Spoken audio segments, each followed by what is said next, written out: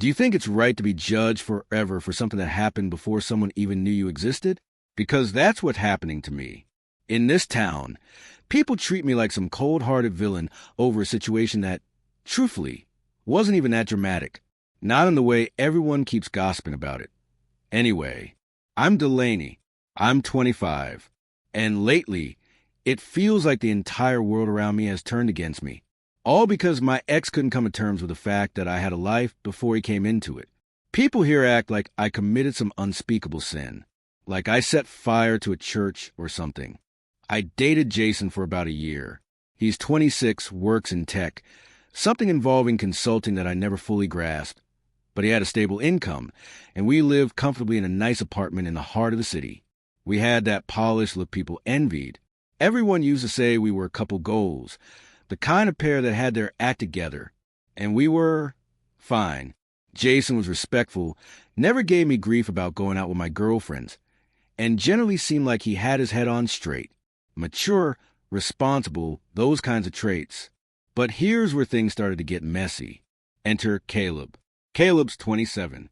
He's smart, quick-witted, and honestly just one of those people who knows me without even trying. We've been close for over 3 years now. From day one with Jason, I made it clear that Caleb was a constant in my life. I've never believed in dropping long-term friendships just because I'm dating someone new. That kind of emotional isolation isn't healthy. Caleb and I would hang out, grab drinks, catch a concert, binge-watch trashy TV. Nothing out of the ordinary for two longtime friends. Jason said he was okay with it. Or at least that's what he claimed. Looking back, maybe he was just bottling things up the whole time. There's a piece I didn't exactly bring up in the beginning. And maybe this is where some people would start pointing fingers. But I still don't think it was this unforgivable sin. Before Jason ever entered the picture, Caleb and I had a thing. Nothing romantic, nothing complicated.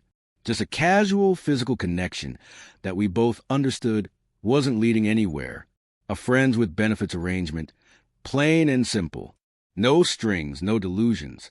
And yes, we did hook up a few more times after I met Jason, but that was before Jason, and I had defined our relationship, before we made things official. Once Jason and I became exclusive, Caleb and I shut that chapter for good. We went back to being just friends, no physical stuff, no confusion. I genuinely thought that was enough. It's not like I had cheated. I never believed I had to disclose every last detail of my past like I was filling out a security clearance form. But maybe I misjudged the situation. Now that I think about it, Jason would sometimes go quiet or clench his jaw whenever Caleb's name came up. He never exploded or made accusations. But the tension was there. I probably should have noticed. Still, I just assumed he was being a little possessive, maybe even slightly insecure. I didn't think it was serious enough to worry about. Then everything came crashing down at one of our regular game nights. Our friend group gets together once a month for board games, pizza, and silly conversation starters. This time we were at Ethan and Mallory's place. Someone pulled a question card that asked, "Could you forgive a partner for cheating?" Jason didn't even hesitate. He launched into this passionate rant about how infidelity is the worst kind of betrayal, how cheaters never change, and how one's trust is broken. It's gone for good. He sounded so intense, like he was making a speech at some rally against moral decay.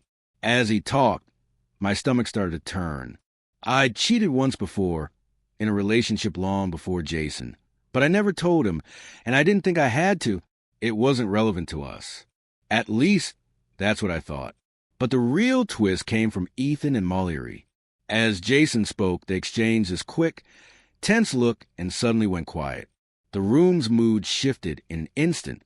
Something was off, and I felt it. Silence fell across the room. Everyone's eyes flicked between me and Jason, the air thick with tension. I tried to steer the conversation in another direction, pretend nothing felt off, but it was too late. I'd stepped right into a social minefield, and there was no backing out of it. Later that night, back at our apartment, Jason barely said a word.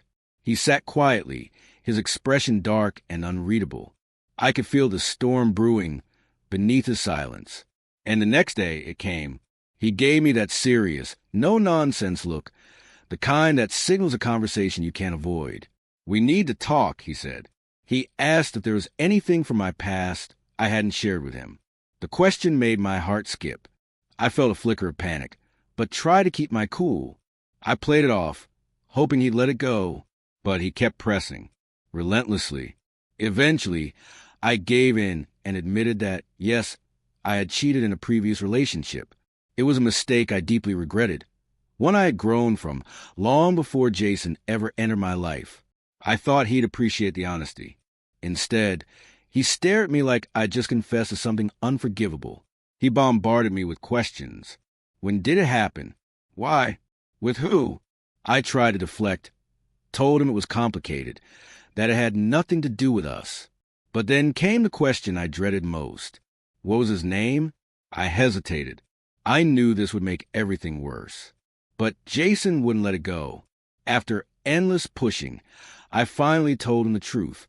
It was Caleb. His reaction was immediate, like I'd slapped him. The calm shattered. He exploded. Accused me of leading him on, of hiding some sordid secret, of letting him befriend a guy I'd once slept with without telling him. He said I had paraded Caleb around like nothing had ever happened.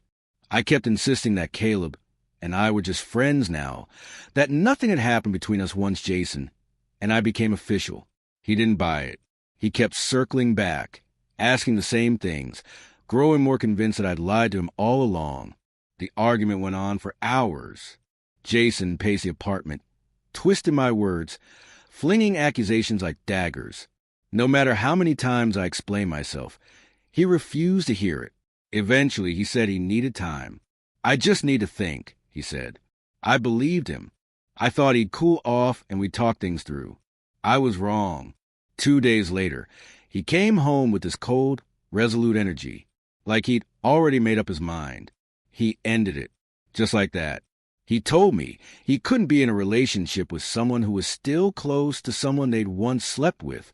Said it wasn't about jealousy. It was about boundaries and trust. He spoke calmly, like he was doing the reasonable thing, like he was protecting both of us from something doomed. I was stunned. I reminded him I had never been anything but faithful, but it didn't matter. Not to him. Caleb's presence in my life was a deal breaker, and it didn't stop there. Jason told Ethan and Mallory everything. Soon word spread. Our entire friend group knew. People started treating me differently. Whispers behind my back, subtle side glances, awkward silences, like I was some kind of toxic mess no one wanted to be around. Even my sister chimed in. "Well, maybe you should have been honest in the start," she said, like that justified everything that happened. Savannah, my best friend, said something similar. You can't expect people not to react when you leave out important stuff. Suddenly, it felt like everyone had quietly picked Jason's side. And when things got overwhelming, I leaned on Caleb. He was the only one who didn't seem to judge me at first. But then, of course, that became more ammunition for everyone else. People said that proved Jason was right, that I ran straight into Caleb's arms after the breakup, that I had probably never stopped wanting him. The gossip spiraled out of control. And then, when I tried to turn my connection with Caleb into something real, something beyond the past, he shut me down, gently but firmly. He said he cared too much about our friendship, that he wasn't ready for anything serious. Translation? He liked the attention, the drama, but not the commitment. Just like that, I was left with no one. My name was on everyone's lips, but never in a good way. People started dredging up every mistake I'd ever made, twisting it into proof that I was manipulative, untrustworthy, dramatic. Even my family pulled away. My mom told me flat out she was tired of hearing about my messy relationships, that maybe I needed to focus on fixing myself. At work, I couldn't escape it either.